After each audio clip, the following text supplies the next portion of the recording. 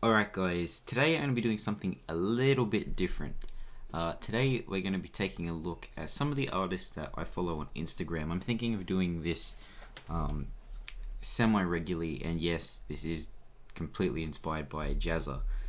Recently he went through and sort of just showed some artists that he recommends following or artists that he's inspired by. Now I'm just going to be going through who I follow on Instagram, but maybe one day I'll go through and show you who I'm following in different places. But today I'm going to actually be going through and showing you guys a bunch of artists that I follow on Instagram, and these are the most notable people that really inspire me. But there are a lot more than this as well. There's a lot more people that I follow and that I always constantly look at their stuff. But you're going to see some familiar faces here and some artists that you might not know. Keep in mind, these are people that generally have a style that's very similar to what I enjoy. So I really like the really comic booky sort of look. I do actually find myself following some artists that have very different styles. You're not going to see a lot of them today. These are just a lot of artists that are really into the comic book aesthetic. Now, we're going to go through, point out some of these guys. You can go check them out on Instagram. I will link to all of their pages in the video description down below, so you can head over there and check that out. So the first artist I want to talk about today is Jimbo Salgado. I don't know how to pronounce his name, but this guy is an incredible artist. I've actually spoken to this guy a little bit. Amazing, talented, just such a skilled artist. Looking through just some of his pieces here, you can see this guy is a master. He does use a lot of just pen and ink as well, so I could actually look at this guy's work all day. Like, it's all traditional work. If you're not following this guy, I really recommend checking it out. I'd love for this guy to start a YouTube channel. Like, look at this one. This one here is one of my favorites. This is all traditional work. This page is really, really good. This guy is an up and coming superstar. If you're not following this guy, definitely give him a follow and tell him I sent you. That'd be really cool. This Juggernaut vs Wolverine piece, hands down, it's one of my favorites. Now, this artist here, she's a comic book artist for DC, Sandra Hope. She is an inker. She does incredible inks. You can sort of go through and just watch her process. And as far as inkers go that I know of, she's one of the best. I love watching her ink pieces. Something about, and Jazza even said this, something about traditionally inked pieces just look really, really good, and her work is amazing. So you can go through here. She does so much work for DC, and yeah, she also has a website where you can go check out all her pieces. You can actually buy them. Actually, I think she sells them through eBay. But yeah, amazingly skilled artist as well. Really, really enjoy her stuff. Next is Greg Capullo. If you don't know who Greg Capullo is, this guy, James Reyes, actually has an interview with him on his channel. This guy is probably one of the most charismatic artists that I know of. He just doesn't care what people say. He does his own thing. He will constantly...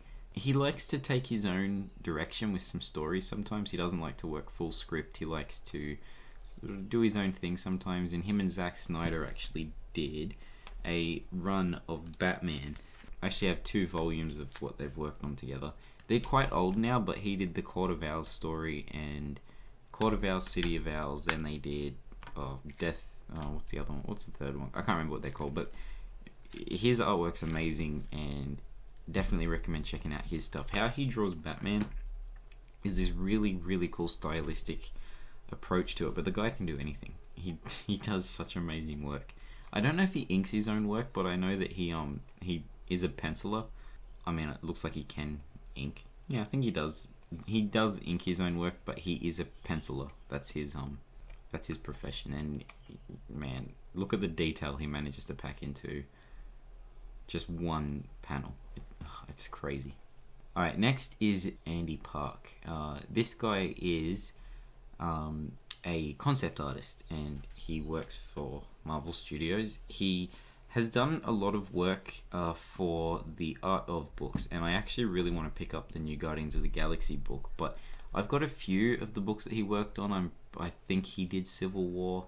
I mean, he's contributed to a lot of them. He doesn't do all the work in them, but he does a fair bit. Alright, Jim Lee. He knew he was going to be here. Jim Lee is one, I think, probably the biggest name in comics, to be honest with you. He has some of the best work. It's crazy. I've tried my hardest to try and just mimic his style, but I mean, it's something about it, you just can't do it. He's just got this way. It's crazy. Definitely one of the most skilled artists in this particular style. You can tell a lot of different artists now are really heavily inspired by him. No one can do it the exact way that he can do it, and I think if someone gets to a point where they can produce work that's really similar to what Jim Lee does, they're going to go places. They're going to be very successful because he has this incredible style. It's evolved over the years as well. Like his most famous work is the 90s or 80s and 90s X-Men, the X-Men run that he did, and I'm a way bigger fan of what he does now compared to what he does or what he did back then. This is an old Wildstorm thing. I believe Wildstorm is his own intellectual property. You can sort of see there's a bit of an evolution in his style, and I really like what he does now. Like, you can see I'm really heavily influenced by what this guy does. I love the black backgrounds with, I like throwing in some white out and the rain effect. Something about that style just really gets to me. Like, look at this. What I really like too is he incorporates pencils into the inks as well. Like things like this, I think that just looks really cool. Amazingly talented artist. Like, I love this piece. I've seen this piece a lot. And then there's the colored version. It's like, if you want to see just a good collection of his art, I recommend getting Batman Hush. Probably one of his more famous recent-ish books. This here, I actually reviewed this on my channel. I completely forgot I did that. But that is besides being a really good comic book, if you're into comic books, it's just the artwork in it's amazing. So, and what's cool in it as well, you sort of get to see a bit of a slight evolution in his work flow. You get to see how he was drawing Batman in the beginning of the run and the very end. It does change slightly, so that's really cool to see. Now, this guy, Tony Menzie, is actually an artist that I was introduced to through the Virtual Studios chat. This is incredible. See? Introduced through the Pineapple Challenge and all of that. This guy is insane. This here, I hope the sound doesn't play. Well, anyway, this here is this like 60s Batman collection that he's working on, and it's like imagining, I believe what he's doing is taking characters that weren't in there and casting them, picking who would be the best person to play them, because I know that what's her name again? She's married to Star-Lord's dad. Goldie Hawn, that's it. Just look at this. It's such a cool look, and it looks so spot on. Look at this. If you're watching this, dude, you are incredibly skilled.